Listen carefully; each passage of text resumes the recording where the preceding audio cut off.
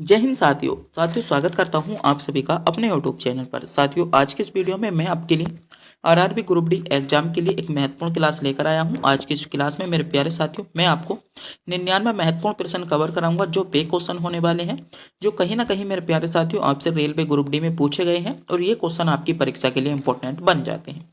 अगर मैं बात करूं आज के इन प्रश्नों की, तो इन क्वेश्चनों का वर्चस्व जो है मेरे प्यारे साथियों आपका, जैसे आपको पता ही चल गया होगा कि आपके जो एग्जाम थे 27 नवंबर से चालू थे और आज तक जितने भी शिफ्ट हुए हैं इन क्वेश्चनों का वर्चस्व आपको इन शिफ्टों में भी देखने को मिला है। यानी हर शिफ्ट में यहाँ से क्वेश्चन देखने को मिलने वाले हैं। तो मेरे प्यारे साथियों ये वीडियो आपके लिए बहुत ज़्यादा इंपॉर्टेंट होने वाली है। तो अपने एग्जाम से पहले एक बार इस पूरी वीडियो को विजिट कर जरूर जाएं, क्योंकि आज की इस वीडियो का प्रत्येक क्वेश्चन मैंने चुनिंदा शामिल कर लिया है और वह शामिल किया है जो मेरे प्यारे साथियों आपसे आपकी परीक्षा में पूछा जा सकता है। तो बिना टाइम गवाए करता हूं वीडियो को स्टार्ट, पढ़ता हूं पहले क्वेश्चन की ओर। पहला क्वेश्चन आपसे पूछा गया है, निम्नलिखित में से किस तत्व का आयनीकरण ऊर्जा सबसे अधिक होती है। तो पहला ही क्वेश्चन आपके लिए मोस्ट है। अगर मैं इस क्वेश्चन की बात करूं तो ये क्वेश्चन मेरे प्यारे साथियों आपका 4 दिसंबर को ग्रुप डी का जो एग्जाम हुआ है उसमें क्वेश्चन पूछा जा चुका है कि निम्नलिखित में से किस तत्व का आयनीकरण ऊर्जा सबसे अधिक होती है। तो आयनीकरण ऊर्जा जो सबसे अधिक होती है वह मेरे प्यारे साथियों हीलियम की होती है। हीलियम इस क्वेश्चन का आपका ए विकल्प के साथ आपका करेक्ट जवाब बन जाता है। दूसरे क्वेश्चन पर बढ़ते हैं। दूसरा क्वेश्चन आपसे पूछा गया है, डीएनए की दोहरी कुंडली का मॉडल किसने दिया। तो डीएनए की जो दोहरी कुंडली थी उसका जो मॉडल दिया था ये आपका वाटसन और क्रिक ने दिया था। ए विकल्प इस क्वेश्चन का भी आपका करेक्ट जवाब होने वाला है। अगर मेरे प्यारे साथियों आप इन क्वेश्चनों का जवाब जानते हैं तो कमेंट बॉक्स में जरूर बताएं। आपको जो टारगेट दे देता हूं मैं मेरे प्यारे साथियों, इन क्वेश्चनों में से 50 क्वेश्चन सही करने का टारगेट देता हूं। देखते हैं कितने बच्चे ऐसे हैं जो 50 क्वेश्चन सही करने के टारगेट को अचीव कर पाते हैं। कमेंट बॉक्स में जरूर बताएं आप इनमें से कितने क्वेश्चनों को सही कर पाए। अगला क्वेश्चन है, पेयजल में आपका क्लोराइड की अधिक मात्रा किस रोग का कारण बनती है। तो अधिक क्लोराइड की जो मात्रा बढ़ती है ये मेरे प्यारे साथियों आपका फ्लोरोसिस जो आपका रोग होता है इसकी मात्रा बनती है। यानी बी विकल्प इस क्वेश्चन का आपका करेक्ट जवाब बनने वाला है।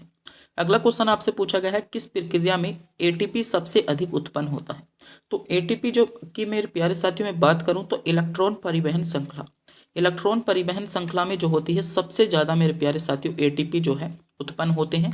यानी इस क्वेश्चन का सी विकल्प के साथ आपका करेक्ट जवाब बन जाता है और परीक्षा के लिए बहुत ज्यादा इंपॉर्टेंट क्वेश्चन नंबर 4 आपका हो जाएगा। अगला क्वेश्चन आपसे पूछा गया है कि ध्वनि किस माध्यम में सर्वाधिक वेग से चलती है। तो ध्वनि जो सर्वाधिक वेग से चलती है वह मेरे प्यारे साथियों आपकी इस्पात में चलती है या हम बोल सकते हैं लोहे में चलती है। डी विकल्प इस क्वेश्चन का आपका करेक्ट जवाब बनेगा। अगला क्वेश्चन आपसे पूछा गया है, किस ग्रह का दिन सबसे लंबा होता है। मोस्ट क्वेश्चन है और ये क्वेश्चन मेरे प्यारे साथियों आपको जो आपके एग्जाम में देखने को मिला है ये मेरे प्यारे साथियों 29 नवंबर को आपको सीधे आपकी परीक्षा में देखने को मिला है। तो क्वेश्चन पूछा गया है, किस ग्रह का दिन सबसे लंबा होता है। तो सबसे लंबे दिन की मैं बात करूं वह मेरे प्यारे साथियों शुक्र ग्रह का होता है। यानी बी विकल्प इस क्वेश्चन का आपका करेक्ट जवाब हो जाएगा। अगला क्वेश्चन आपसे पूछा गया है, प्रोटीन का निर्माण किससे होता है। तो प्रोटीन के निर्माण की मैं बात करने जा रहा हूं। प्रोटीन का निर्माण आपका एमिनो अम्ल से होता है। बी विकल्प आपका करेक्ट जवाब है।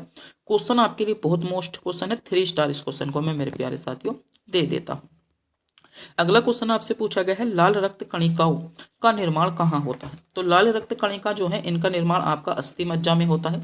अस्थि मज्जा बी विकल्प के साथ आपका करेक्ट जवाब होगा। अगला क्वेश्चन आपसे पूछा जा रहा है कि मानव हृदय में कितने कक्ष होते हैं। सभी बच्चों को पता है क्वेश्चन इजी है, मगर ये क्वेश्चन भी मेरे प्यारे साथियों आपका 30 नवंबर को आपसे क्वेश्चन पूछा जा चुका है।